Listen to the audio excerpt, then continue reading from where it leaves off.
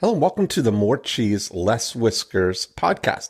My name's Dean Jackson, and today we're talking with Brian Kiernan from Connecticut. And Brian is an idea man. He's got lots of ideas. He's a real student of direct response and marketing and has a real passion for it. But he's also a custom remodeler.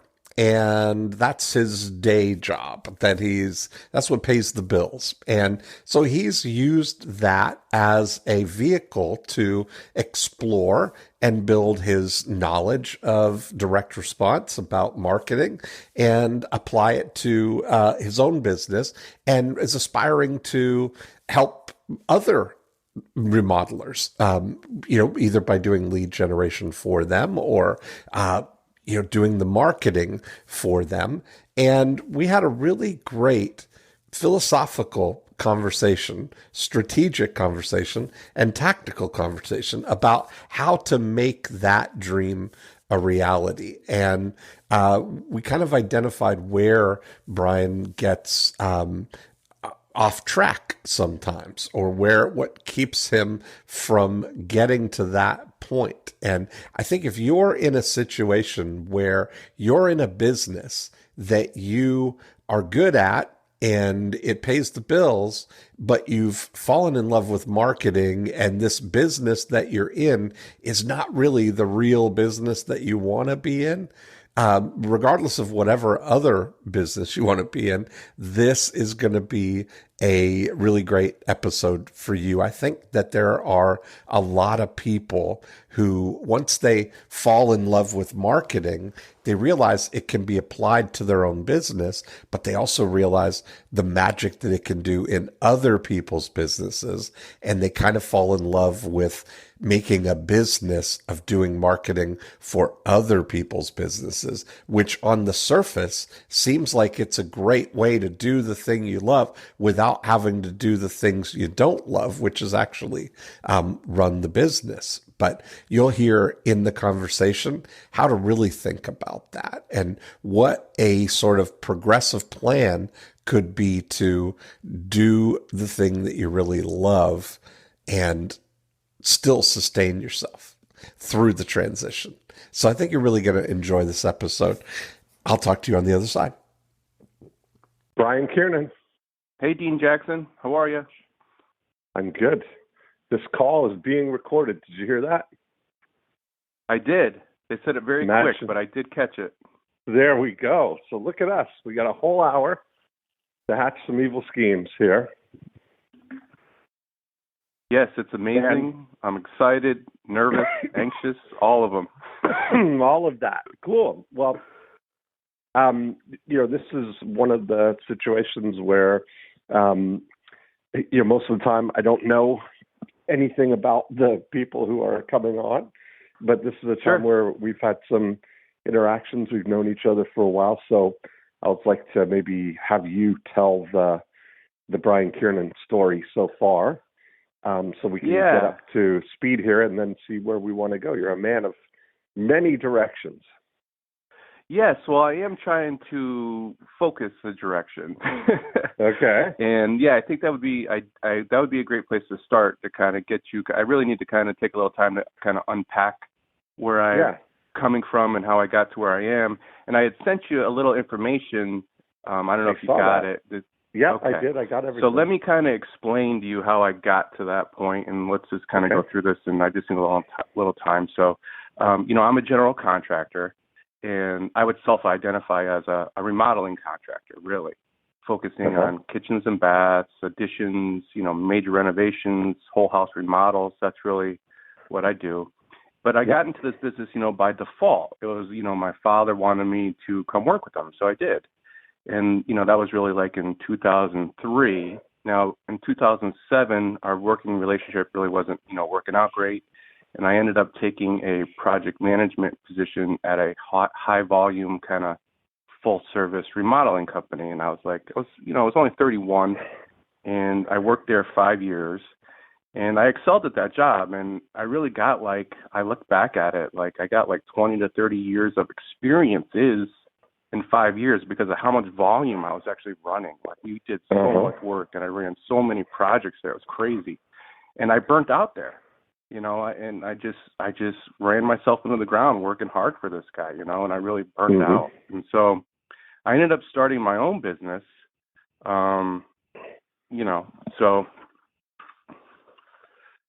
but I ended up started your own remodel business, right? Yeah. Yeah, my own remodeling business. Going out on your own. So I started doing that. But if I go back to 2007, when I was looking, and I had this relationship, with my father, and I was looking to make a change, I'll never forget. I was in my financial guy's office at the time getting some life insurance policy.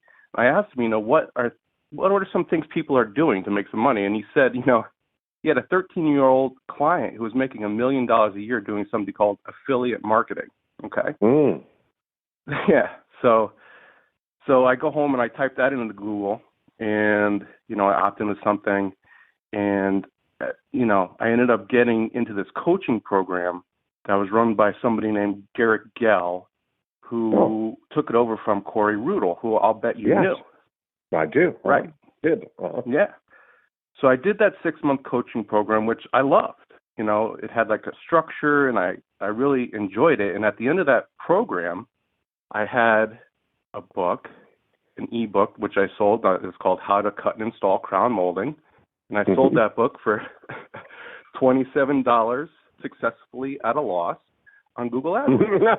Successfully at a loss. Yeah. I love it. But I really, that really gave me this great foundation into this crazy world of internet marketing, right?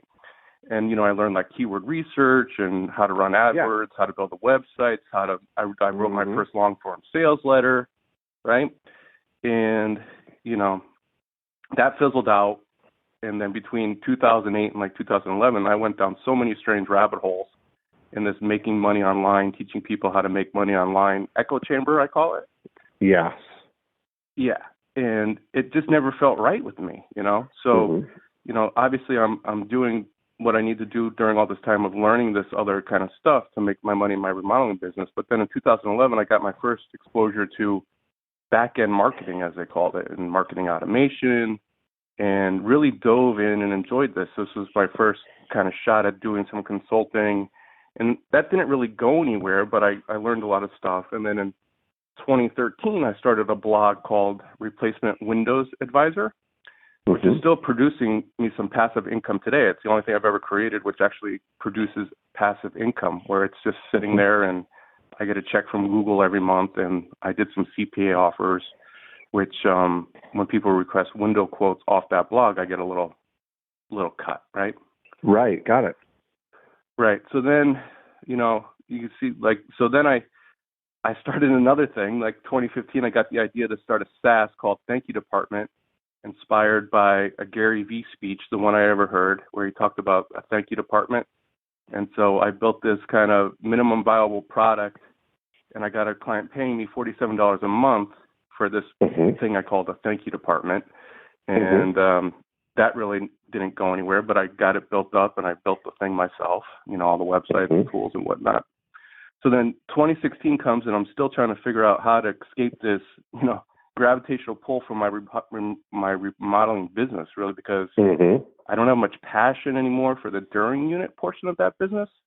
Yeah. And a friend of mine says to me, Brian, you're the asset, right? And at that point, I didn't really have the wherewithal to really understand what he meant, to be honest. I just kept having these ideas, building them up, and then failing in my eyes, right? I would build this thing up, and then it would fail. Right. And so it's taken me a while to believe this, and I do believe now that I have this unique skill set, right? Kind of I have all this knowledge that I've acquired of remodeling, working with clients, creating solid agreements, making sure everything's in writing, generating leads, selling. And I also know how to build websites. I know how to do copywriting. I know how to run PPC. I know how to dig into advanced CRMs like Entreport and Infusion. And I've learned all this email mastery stuff from you, Yes. And so I'm kind of taking Dan Sullivan's advice here, and I'm saying, this is like game one, right? And I'd like to discuss, game two, as he calls it, kind of moving to the next thing. Right. So I sent you some of the emails. It kind of explains what I started in late 2016. So until mid 2017 before I stopped on what I had sent you. So I got that up to a point. I was in Kern's Inner Circle group at that point, and that was the genesis for that idea of remodeling entrepreneur. And I wrote that book. It's in a very Kern style, I would say. And in 2017, I had the idea for a productized service called Lead Primer. So I kind of like the idea of creating something called Lead Primer, which is essentially kind of like direct response marketing, kind of longer sales cycle for longer sales cycle things like remodelers have, right? Yes, right. Yeah. So then I was kind of got into your world in early 2017 when I just heard Frank mention your More Cheese, Less Whiskers podcast. And yeah. And that was while I was working on that book. And that was the first time I heard that stat you talk about from the inquiry handling services study. Yeah, right. Yeah. And as someone looking to be a direct response consultant, I about fell out of my chair when I heard that stat. You know, I was like, wow, this is a great stat, you know? Yeah. So just I in case people are listening for the first time, the stat that, and it drives everything, that what I found was that they're really reliable research on anybody who inquires about anything will buy what it is they've inquired about within 18 months. Half of the people will do that, just over half. And that was a game changer for me, just that mindset, that knowing that. And that was really interesting is that it's not that they'll buy from you, but that they'll buy in the category. They buy what it is they inquired about. So like if we're talking about remodels, if somebody inquires about doing a remodel, that there's a 50% chance. And I always, you know, I take it and do it more conservatively. So I expand it to 2 years and reduce it to 50%. And I think that's been the guiding thought that I have, that 50% chance that they're going to do something in the next 2 years. And that changes the whole economics of everything, because what they found in that study was that only 15% of them do it in the first 90 days, which is what most people consider 90 days to be their long-term follow-up. But that's just getting started, you know? That's right. So, yeah, so that changes everything when you have that kind of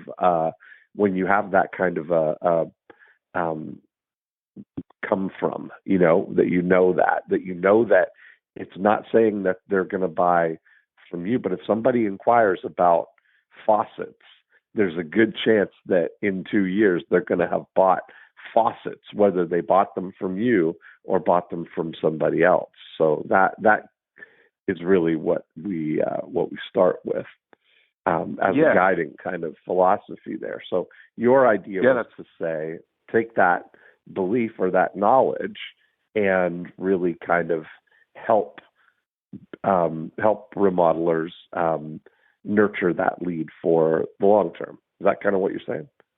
Yeah, that's kind of what I'm saying, because there's a whole underlying culture, like in every industry, about lead generation and how leads suck and leads are no good and whatnot, right? Yeah. So when you have services like a home advisor, and there's a million of these knockoff services that sell you a lead, right? Yeah. So I understood that pain point, and I was trying to educate people as to, there's a better way. Because in remodeling, there's no Kelly Blue Book on what it costs to remodel a kitchen or a bathroom. Right. Right. So when you advertise would love online, it if there was. When you advertise online, you end up with a lot of noise, right? So you put a website up and you put a form in, request a free estimate or consultation. You'll go to 30 places and you'll have the same exact conversation of, I wonder what we could do here and I wonder how much it costs. Right? Yes. Mm-hmm. Exactly. So that's what I was including in my book, and along with some other concepts I had. I like to explain my. Oh, wait, where are we here? Right. So that was kind of where I was at. So just in my kind of creation of what I was, the Lead Primer service, what I was listening to a More Cheese episode where you were talking with the boat marketing consultant. I don't know if you remember that one in his boat I do. program. And this was the first time I heard you say, what would you do if you just got out of the way and let you do what you do? Okay. Yeah. So that's what I did. That's what I created there. That was that thing that I sent you. For bathroom remodelings, I ended up modeling your money making website for bathroom remodeling. And I just did that myself. So I ran the ads, I generated the lead, I used conversational conversion. Yeah. And I generated an appointment for them. And so that's the result I'm trying to provide with my lead primer service, is generating appointments, or something very similar, maybe to like, even I had, I wouldn't do this exactly, but you have GoGo Agent, maybe like something with a GoGo Remodeler type offer where I could have, kind of like systems to run for people and then kind of stair step them up to higher level things. Yeah. And so that's kind of where I'm at. And that's kind of like what I wanted to talk to you about, is kind of maybe creating this remodeler entrepreneur thing as a way to talk with people and kind of get them into my offers. I'm confident I can produce leads and appointments. I know that if I had a remodeler and he said, Brian, I want $50,000 to $100,000 bathroom remodels in Malibu, California, I could go get those appointments. But what if you had a remodeler and who wanted, $30,000 to $50,000 kitchen remodels in Connecticut? Right. I could do that too. Right. And so, it's really interesting. Like, this is, you're an idea guy, right? That's really, in listening to you describe your path and knowing what I know about you and the interactions that we have had, that your joy, your thing is making it up, cracking the code, right? And making it real once.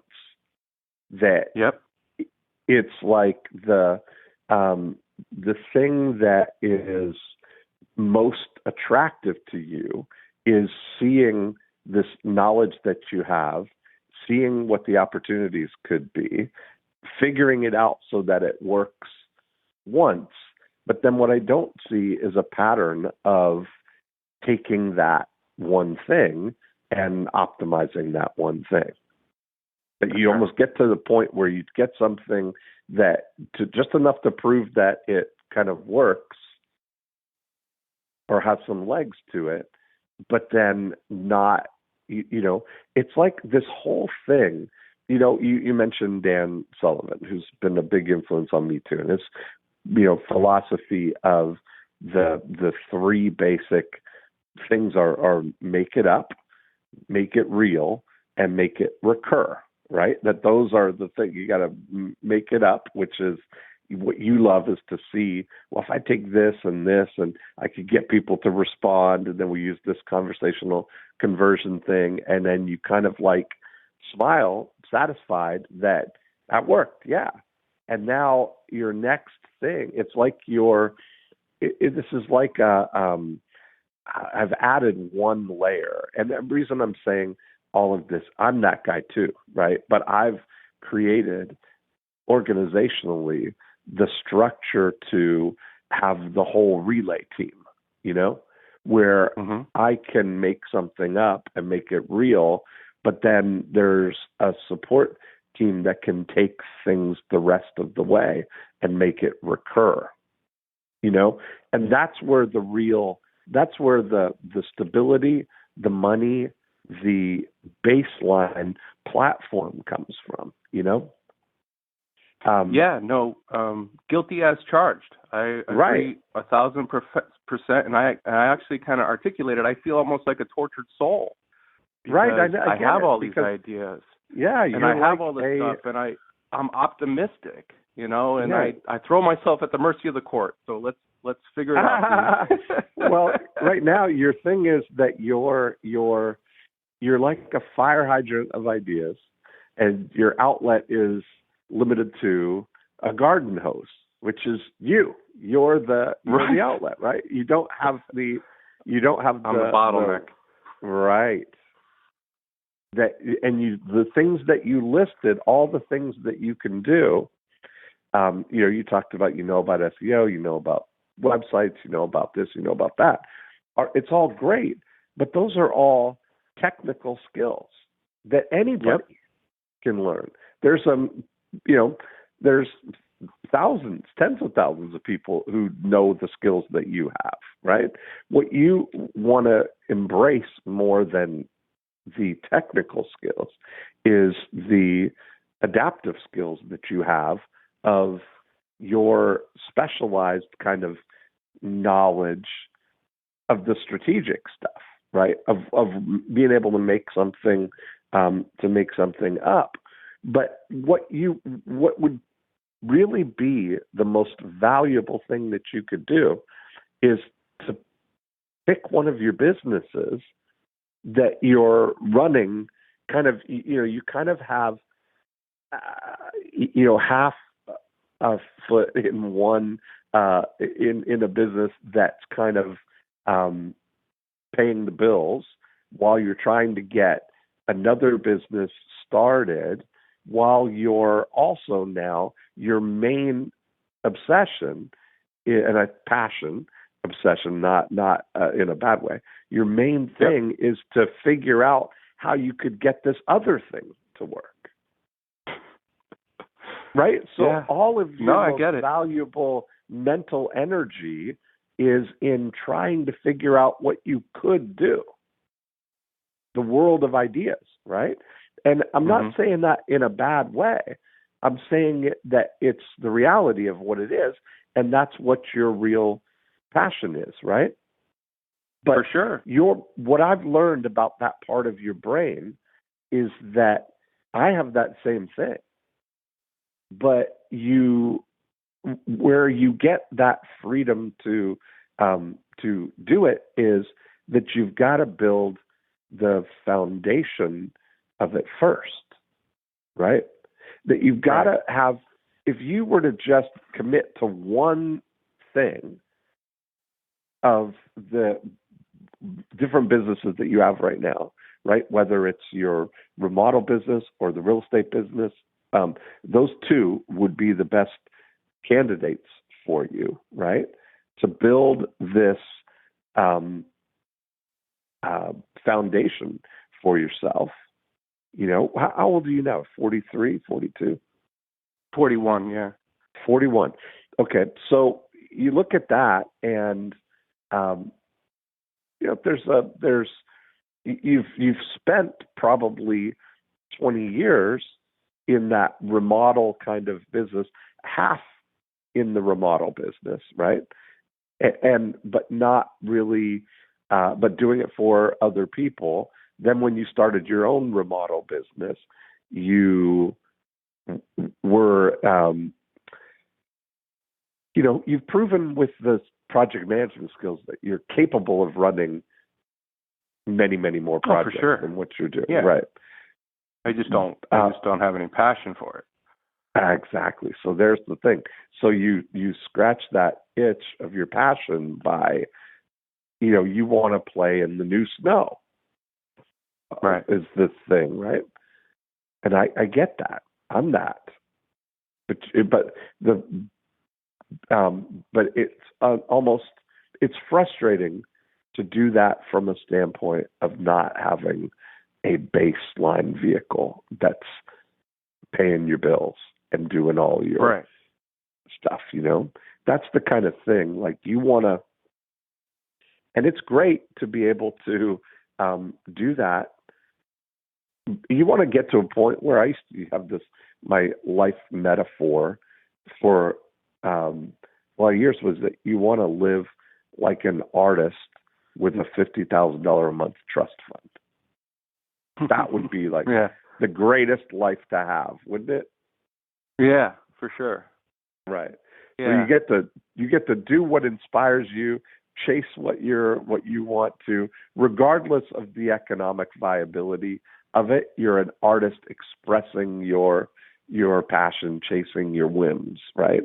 But grounded with the backing of a trust fund, that's paying the bills, right? Right. Okay, so is there any chance that your grandparents or lost uncle or anybody is going to in the next 90 days find out that you have an inheritance that would give you enough money to have a $50,000 a month trust fund? No, that's not okay. happen. So it's not likely, right? Okay, not that's likely. Okay, because it's not going to happen for most people. But what would be the next best thing that we could do for you is to create a trust fund that could establish your ability to chase these whims and do what it is you want to do, right? Mm-hmm. And so the modern trust fund for entrepreneurs is a self-managing company. Right. That makes sense. And right. So you're trying to establish this idea of creating lead nurturing and lead generation for the remodel business, right? Without a prototype of what it could actually look like, Right. And that's right. Yeah. So the block there, and I see where you're going, and I'm liking this. But the block I just want to tell you the block I've been having in that. Sure. Is the block I've been having in that, and but the way you're kind of articulating is making more sense. Is I haven't been doing it for myself because I haven't wanted to grow a remodeling business.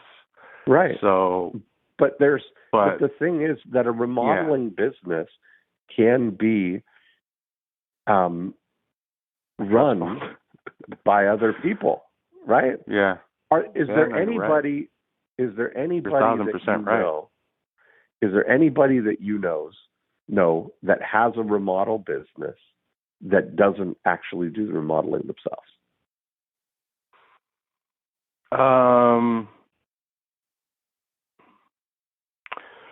There's just one, and that was actually the company I was a project manager for. He got it. He started that. He was in sales. He would smash his hand if he picked up a hammer.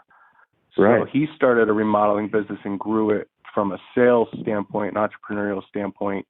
But but there are other examples. So there's definitely industry magazines, and you see these guys out there who are doing it. And there are plenty of them. I just happen to know one, but they're not. Yes, they are out there. Yes. Yeah. And that's kind of the thing, that it would go so much farther for you in showing other people how to do this or doing what you do as a service for them. If you had a model to point to, that's your lab, that's your working long-term sustainable, what you look at, the reason that we talk about go-go agent, all the stuff that I have for realtors, right, is grounded in longevity. I can point to and show people 5-year case studies with infographics that show and records that show exactly what happens, right? And so that takes a long-term view on something, Right. And you look at that, what you've got, the thing, your proof element that you talk about is, well, we ran this ad and I got a response and I sent them some emails and got this guy an appointment. Gotcha. Let's go. Give me $500 a month. Right? I mean, that's really you prove it. Yeah, I did it once. Yep. Not that I'm doing it every day and we started this 5 years ago and here's what's happened and here's the long-term ROI on this and here's the what's all involved in it. There's never been more sense. a better time to be in most types of businesses. Like you look at it that I've been doing my Joy of Procrastination podcast with Dan Sullivan. And one of the things that we talk about is this very real migration of our society to what I'm calling Cloudlandia, right? That we're all moving to the cloud, that every minute of our waking hours, our attention is primarily focused in the cloud, online, right? Through our, I know you like to follow Gary V, through the remote control of our life, which is our smartphones, right? Right. And there are certain things that can only happen on the mainland. And so, it's this connection between Cloudlandia and the mainland that is going to create really great opportunities for people. One of the exhibits, and this is one of the things how it all fits together, is, I don't know whether you've heard me mention the ghost restaurants. The idea of in New York, there's a company that runs 9 restaurant brands out of one kitchen, and they don't have any dining rooms, right? They have commissary kitchens. They only exist on Grubhub and Seamless, so they only exist on the cloud. And they, prepare the food in the one kitchen, and then it gets delivered in packaging that corresponds with whatever that brand was, that they created. So when you look at the elements of, let's say, the remodel business, when you look at the elements of that, some portions of it can be run in Cloudlandia. Oh, for sure. Right? The lead generation, sure. The education, the correspondence, the sales, the conversion, the things that can only, bookkeeping, management, all of that stuff, the things that can, that have to happen on the mainland is the actual project, right? Yeah, you can't digitize remodeling a kitchen. You really can't. But you can digitally and that's one of the great reasons to be a remodeler, right? Like you can can't, digitally that's see not going away. You can digitally see what it's going to look like before. I mean, have you seen there? I don't know whether this is a concept anymore, but there used to be a company called 4-Day Kitchens. Have you heard about them? Yeah, no. Heard of 3-Day Blinds, but not 4-Day Kitchens. Okay. So 4-Day Kitchens, this was Michael Gerber used to talk about these guys, that they, worked out a process to make kitchen remodeling a very easy process, right? I'm just going to do a quick little Google search and see if 4-Day Kitchens is still a thing. 3-Day Kitchen. There's 3-Day Kitchen. Yeah. Mm-hmm. I do all custom remodeling. I couldn't even start your project in 3 days. Well, it's really interesting, right? That there's the thing. What they did was they looked at the, they would look at all of the elements from a client perspective, right? Like from somebody who's remodeling their kitchen, what would be the least disruptive thing? So they, they spend the time doing all of the measuring and doing everything. Then they completely build the cabinets off-site. They build everything, and then so the 3 or 4 day period is really about just the installation of everything, having it all happen at once, you know? Yeah, it was sorry, go ahead. You know, it's kind of revolutionary, right? Because it was built from that mindset. But when you look at it, it's like that sort of, you know, when you have something that can work, you know, in one market, that's where you've got that opportunity to either syndicate, like to license it out to other people, or to actually do it. You know, like when you look at what portion of the business could be run for somebody. Because just like making a lot of sense there. Just like you really love to come up with the ideas, right? You really love to crack the code. You don't have the passion for doing the work, right? You don't have the passion for doing the remodels. You're not doesn't sound like, from the things you're saying, a carpenter by, you know, or you don't need to get your hands on it and actually do it. That's not your passion. Am I right? I mean, yeah, no, you're right. No, I've cracked those codes. I know I've done it. Like I've framed houses. I mean, I could build a house from my own hands from beginning to end, and I take a lot of pride in making sure now overseeing things come out correctly. But I'm not like going to. I don't have any passion to actually pick up any tools anymore, and I actually, like in my own business, I've started like saying, you know, what would it be like if I could never pick up a tool, right? Like that was my starting point. Right. That's a great provocation.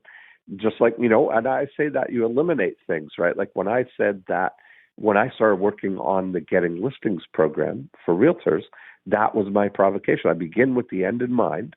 What's the best outcome for a real estate agent?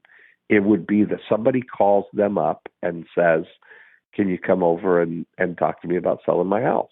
Which you actually had that very experience twice, right? Yeah, exactly. And so, but in order to make that a reality, I had to go through the process of what would I do to get listings if my phone only accepted incoming calls.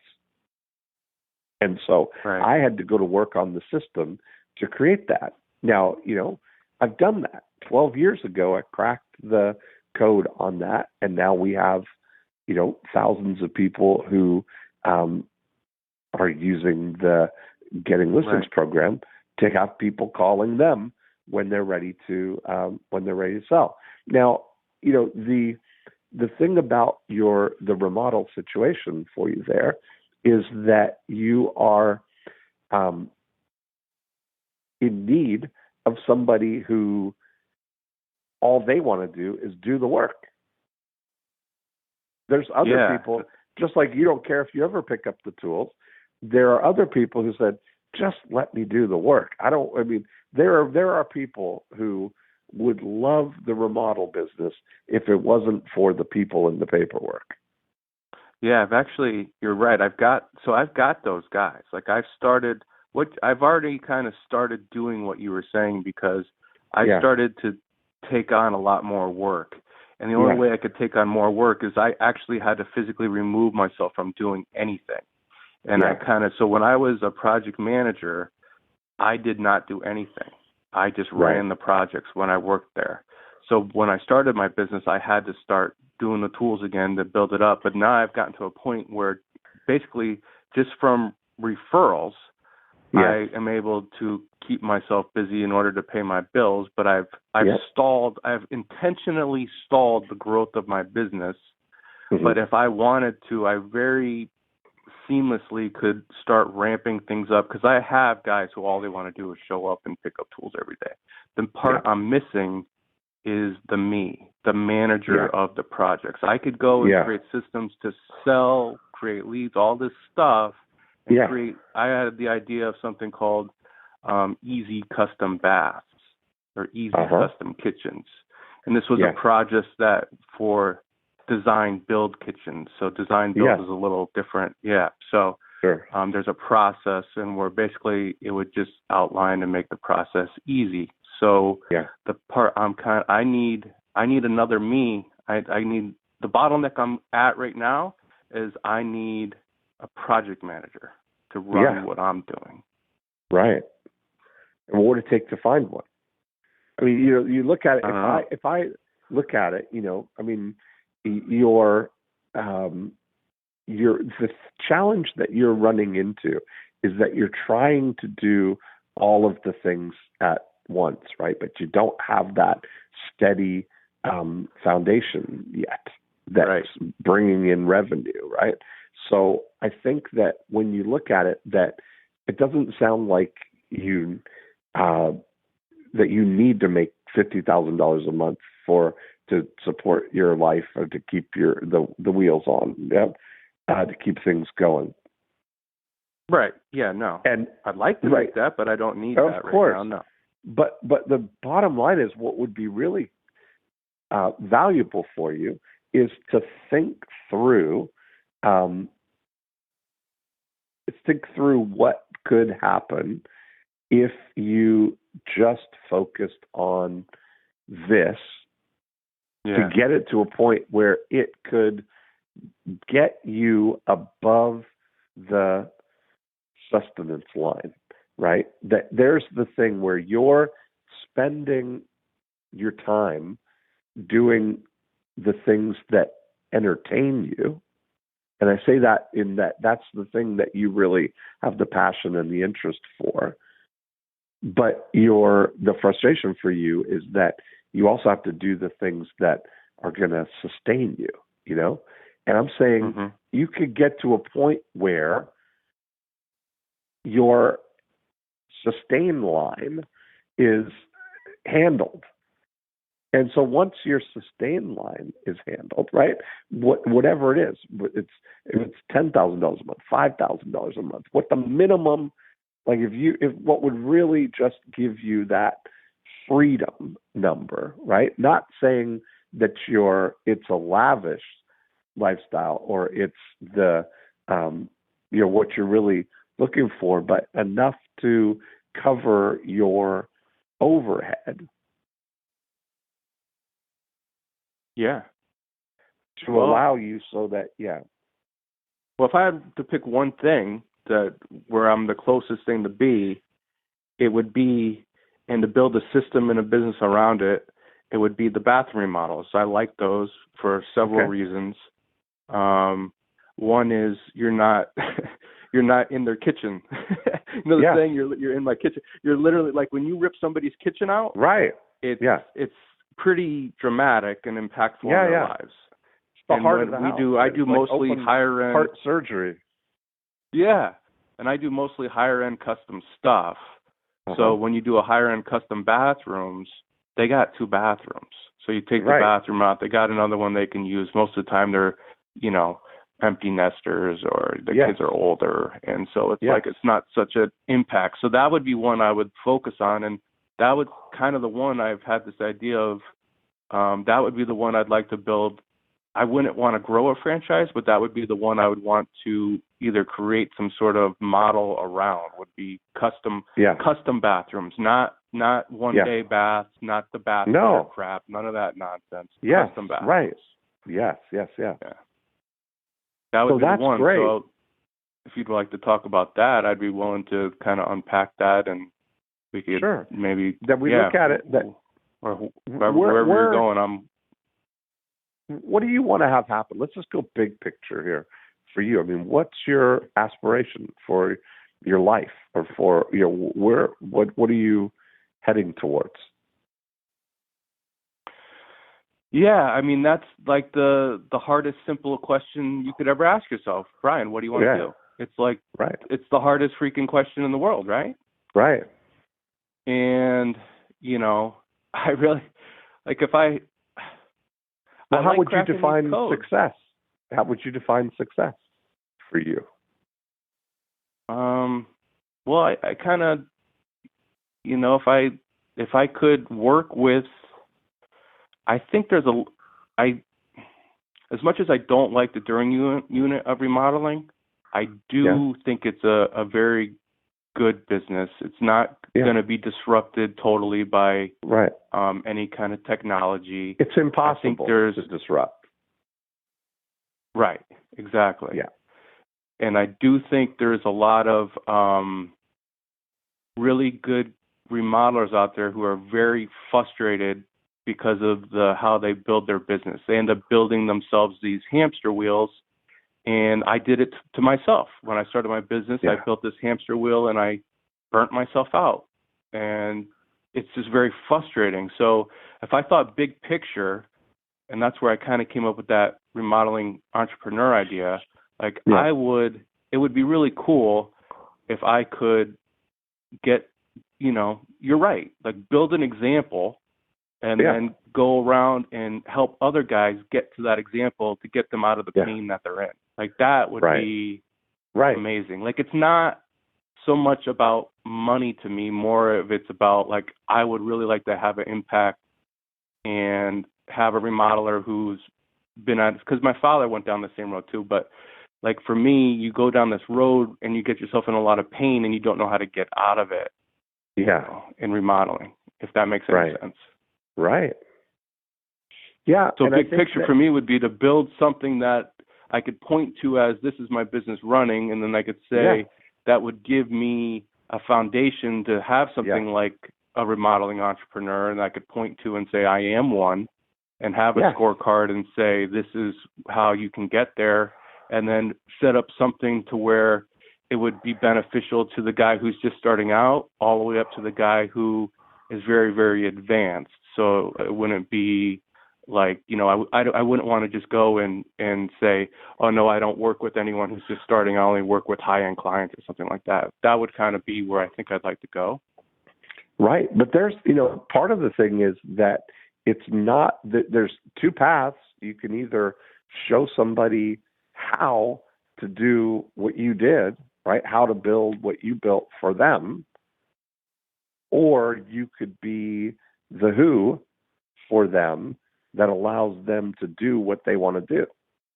See, you're coming at that from you're coming at it from the position of that other, your model, your lens, your paradigm of the contractor is that, or the remodeler, is that they all want to get out of the remodeling in a way, right? So you're thinking, when you think about a remodeler, your goal is to show them how to get out of the remodeling, to build what you built, right? In your mind here. Yeah. And I'm saying that there's probably a whole nother model of remodeler who wants you to help them be in the remodel business, where all they do to do all the other stuff so that they can just do the remodeling. No, I agree 1,000%. So I definitely look at that. I would want to help both. So I look at it like I would definitely want to help the guy who just wants to be his own boss, create a little better systems for himself to not have so much stress, because there's definitely and there's actually more of them who just want to be their own boss rather than ones who want to actually build a big business that runs on its own.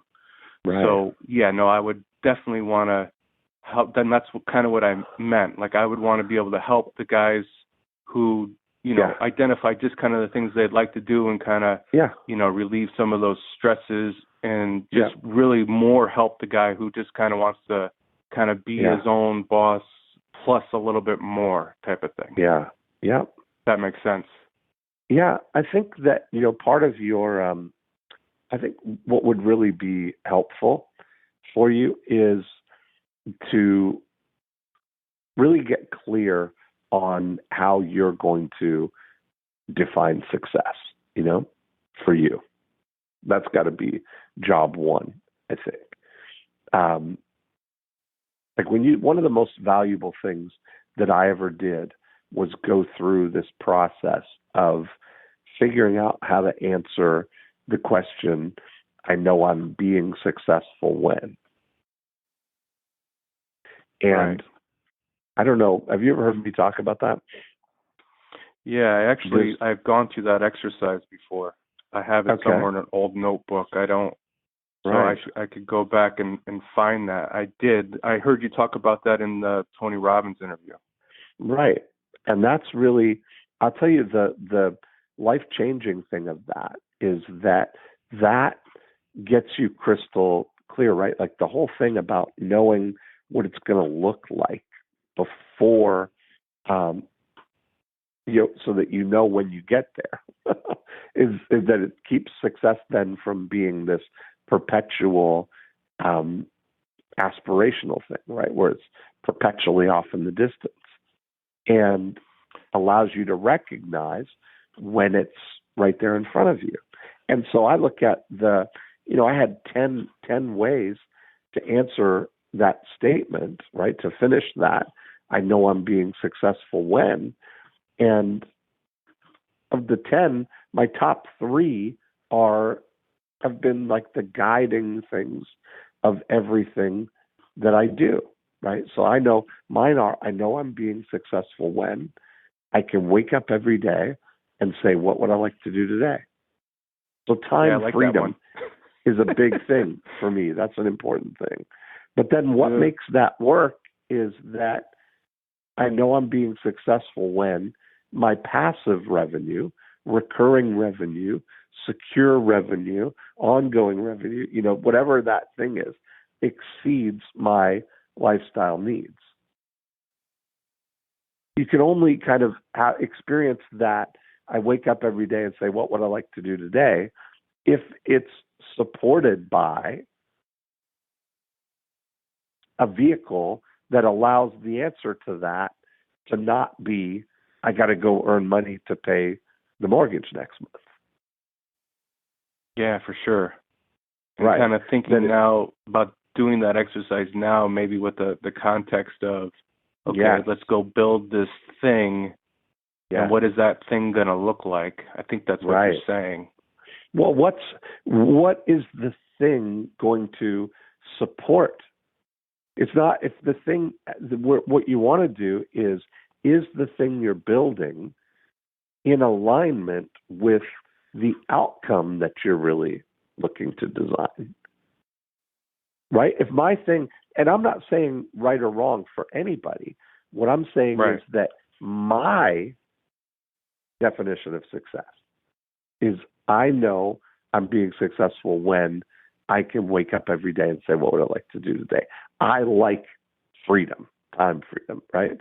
But for other people, they might say, my definition of success is I know I'm being successful when I walk into my office 4 days a week and I have appointments lined up back to back to back, and I know exactly what I'm doing at any given moment. That might be somebody's definition of success, Yeah. And there's no right or wrong. Right. I mean, I think I feel like my personality is similar to yours, and I feel like that one, I feel like I'm in line. Like that would be, being an idea guy, I would like to wake up every day and figure out what I'd want to do, right? Of course. I would like to be able to have a passive income. Right. And so, my 3, I have to build that, like you said, I need to build that trust fund in order so I can go and do the things I'd want to do, which would be, creating these other systems to be a who, or to do some consulting and that sort of stuff. Yeah. That secure, and trust fund is a placeholder word metaphor for I know. Secure income that that your needs are being met, right? That you're not feeling the pressure of having to go and do it, because often what will happen if you don't secure that in a recurring way is that you'll get a remodel job, you'll do that, you'll feel a little bit flush because you'll have enough money to give yourself some breathing room, but then you take that breathing room to go and chase the whims rather than secure the next one, right? That now when the breathing room runs out, then you have to go out and get another remodel job, right? So it's just like taking big breaths from the oxygen tank, but not securing a oxygen pump, Yeah, have you been spying on me? I mean, how did you know that? I'm just saying that's exactly what I do because it's profitable. You can go and that's basically what I do, and I have no problem generating work. Right. So the great game now is like, how can you generate the work and have the projects? Your real thing that you should be waking up is to how can you remove yourself from the entire process of it. That's where, and the great thing is that your brain, because you have an idea brain, your idea brain doesn't care what it's working on. It loves to be engaged solving problems, coming up with creative solutions, right? And you just I'm a problem solver. You just need to direct its attention on that one thing. Yeah, you're making sense here.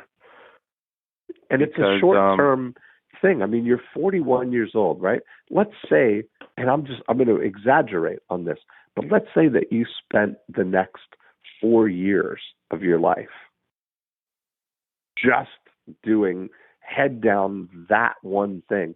You could build a remodel empire in 4 years. Yeah, no, and be 45 years old. Yep. No, you're right. You're right. Yeah. And it's like you like I just kind of came up with this metaphor about a week or two ago. It's like you're so right. It's like you need your oxygen tank, and it's almost impossible to change what you're doing when you get to this age for the income that you need. You can't escape like the gravitational pull of that income. So it's like you're almost snorkeling like right now. You're like part of doing. The science program in the 60s where you keep trying to launch these rockets and they keep smashing into the ground, Yeah. You can't escape the gravity of it. So it's almost like, if that makes sense. And so what you're saying right now, that you're fascinated by the coral reef and all you just want to be underwater floating and looking at all the fish and the coral. And so you go up to the surface and you take a deep breath and then you come down and you're fascinated down here. But then you got to go right back up top, and you need, if you get a scuba tank that can allow you to sustain down there longer, that's even great. But the best thing is to have one of those, one of those things that's attached to the boat that has the oxygen pump that is never going to run out, Right. So focus. Yeah. Okay. I like it. Yeah. Because you're going to feel so great about that, And there's probably, if you surround yourself with the right, the rest of the relay team, meaning you're good at the first leg and the second leg, but then you need people who they just want to run, the middle portions here and bring it home. If you build yourself around, you create opportunities for people who all they want to do is just remodel. I mean, look at what it created for you. You've already been in that role, right? You as a project manager, you were running a lot of jobs, but you didn't have to go out and find them. Sounds like, right? You weren't selling them, and you were just managing the work that was already sold. Right. So success for me in that business would be I would want to set something up where I didn't even have to show up in the office for that business to run. It would be self-sustaining. Yeah. It would be, the systems would be set up. There would be sales. There would be managers. Yeah. And, kind of figuring out how can we do that in the most ghost kitchen style would probably be beneficial, because then once I figured that out for myself, I could then be the who's for other people. I think that's what you're saying. That's exactly right. That's exactly right. That's what we're saying. You're building the prototype, right? And you're creating the systems with an eye to being able to do them for other people. And that's kind of what Dan Sullivan means when he says game changer. Yeah. Building those things so then your competition becomes your... Yes, that you can collaborate and not compete, right? Okay, so that's maybe a little different than I was thinking, but...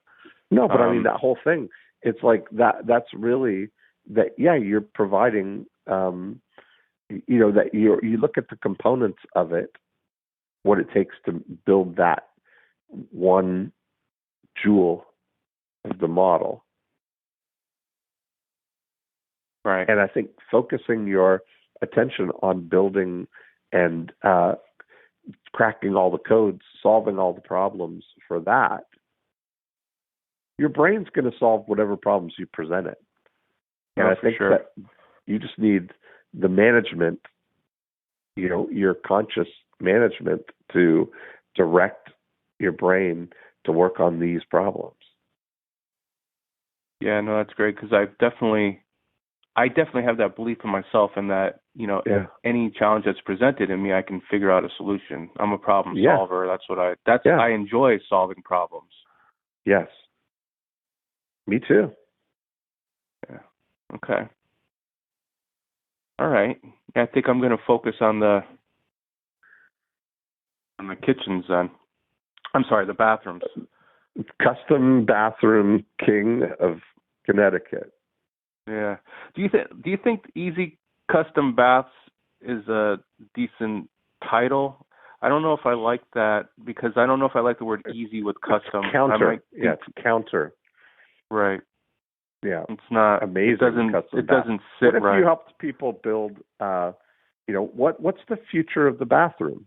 What's the, if somebody's really like, what would be the, what's the future of the bathroom? When you look at all these things, what are they, that you can align with like a bathroom?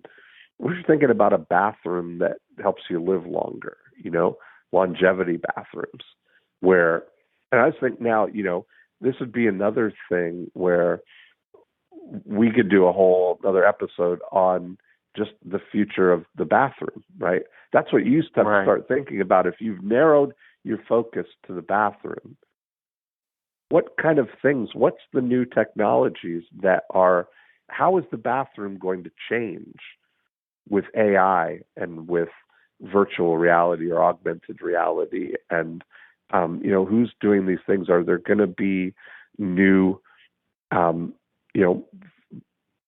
things that with, scales and, Craig Venter talked about, toilets that monitor all of your, that will do a urinalysis every day and monitor things that are happening, like what's possible in the bathroom.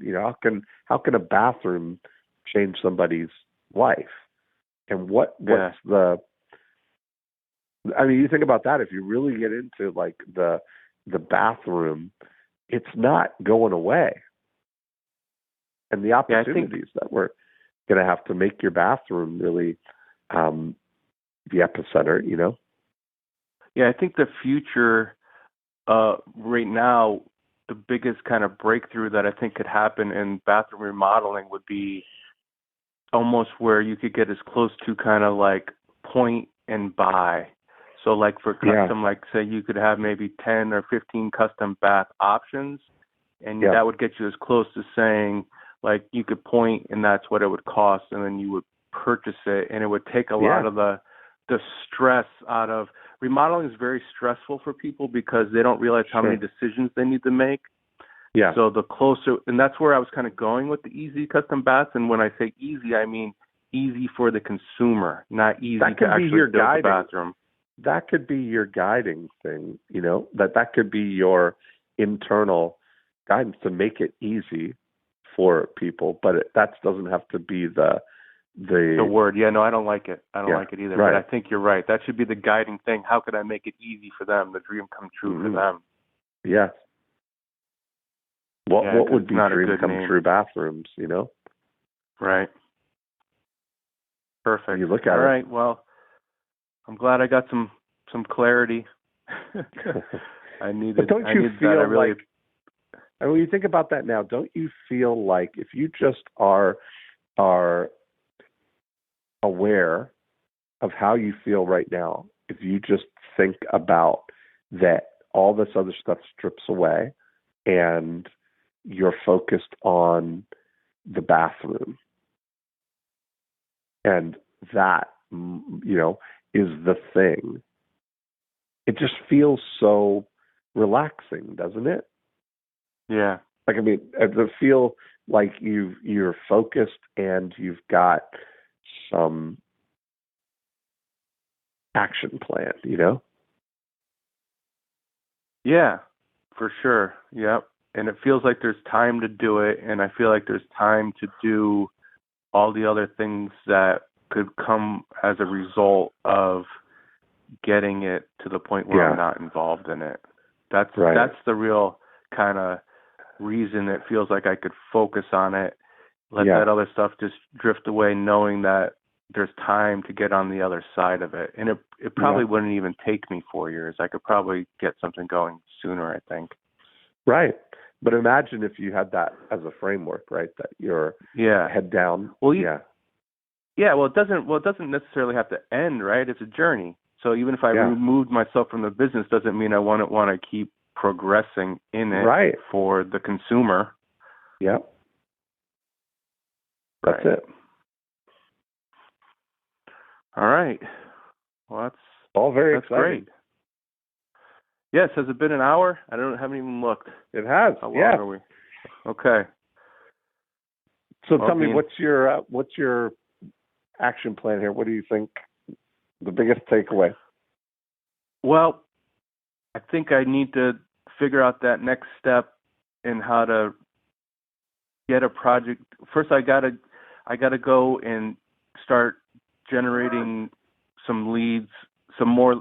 Like, I've been doing everything referral based, and if I'm going to get something that's going to be sustainable without me in it, I need to have a way to point to an area, get that project going, and start generating leads, and then ultimately remove myself, I think, first from the sales process as much as I could possibly, or the project management side. We'll have to see where that goes, but I think I need to start generating leads and doing the email mastery stuff for myself for bathrooms. Start, focusing I think that's on areas. The question has to start with, what's the dream come true for the my ideal client.